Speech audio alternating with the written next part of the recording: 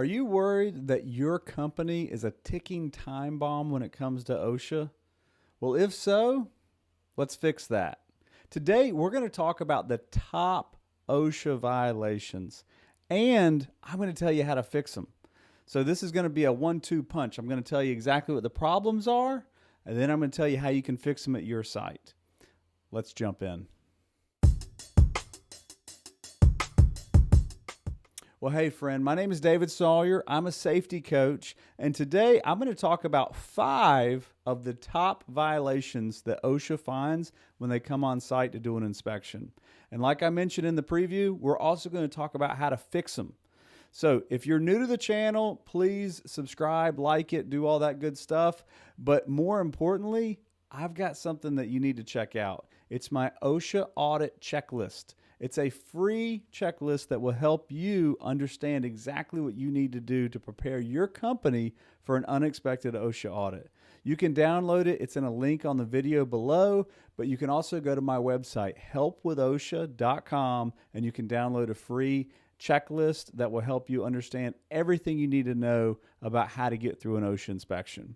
Now, let's jump into the meat of it. I want to talk about 5 of the top OSHA violations and what you can do to avoid them.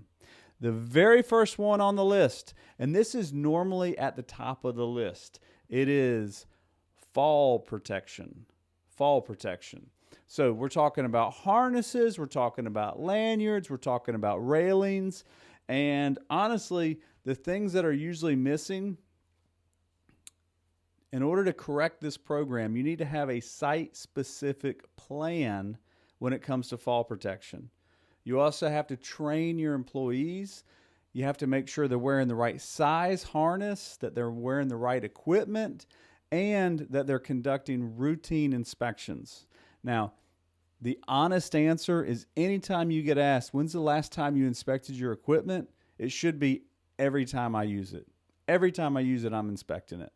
But it's important in the inspections, you show employees where the load indicator is, where it shows where that harness has been damaged and where that lanyard has been damaged to see exactly if there's been a problem with the harness so it can be taken out of use. Now, I always go to harnesses and lanyards. Honestly, fall protection includes even things like railings. So making sure you have the right railings, making sure that your people are protected when working at height. And there's 2 requirements. For general industry, it's going to be 4 feet off the ground. For construction, it's going to be 6 feet off the ground. So that is the first one that we're covering, fall protection. The second most common violation when it comes to OSHA is going to be hazard communication. Now, hazard communication is sometimes shortened to HazCom. Hazard communication is talking about chemical safety, specifically chemical communication, meaning your employees know what chemicals are on site, how to find out information on them, and making sure they're labeled correctly. The 2 main problems that are found when it comes to hazard communication, missing labels and safety data sheets, or I have them SDS sheets. That's kind of a repetitive because safety data sheets, the last S stands for sheets, but I've got SDS sheets because that's what I usually call them. You have to have a safety data sheet on site for every chemical on site. You have to have a chemical inventory, and you got to train your employees so they know about this stuff. They will get asked questions, but one of the most common problems is mislabeling chemicals. So make sure all your chemicals have labels. Now, number 3, boom, ladders. You want to make sure that your ladders are the right type of ladder for the job, that they're being stored correctly. Ladders can't be leaning against the wall. They've got to either be laying on the floor or hanging on a rack or with a chain tied around them so they're secure to prevent them from falling. Common problem with ladders that I see is they just got them leaning against the wall. So you want to make sure you got the right ladder for the job. You want to check that they're being inspected on a regular basis. Oftentimes a ladder inspection program is needed to ensure this is being done the correct way.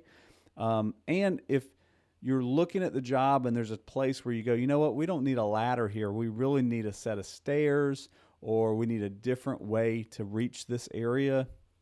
Keep that in mind. Ladders are helpful, but they can definitely cause some problems. Number 4 on the list. This is also a construction item. So typically we can kind of divide these into different categories. Either they're construction safety or they're general industry safety. This one is scaffolding. Scaffolding is going to be general industry. And so we want to make sure, scaffolding is going to be construction. So we want to make sure that if we're using scaffolding, that it has been installed correctly. Some of the common problems with scaffolding is that we don't have a competent person there installing the scaffolding. It needs to be installed correctly, ensuring that it's supported the right way and that it's going to be safe for everybody to use it. That means it needs to be inspected on a regular basis. Again, inspected every time you're using it, but you got to have a formal way to inspect the scaffolding and to make sure a competent person installed it so it's done the right way. The 5th and final violation we're going to go over today is respiratory protection.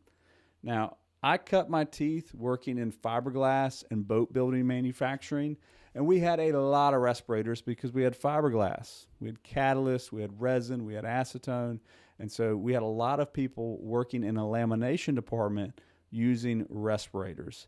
Now, there are different types of respirators. There's air-supplied respirators, and there's filter respirators. Those are kind of 2 of the main types. Filter respirators, you're actually breathing and sucking in air through filters, and so it puts more stress on the participant's lungs.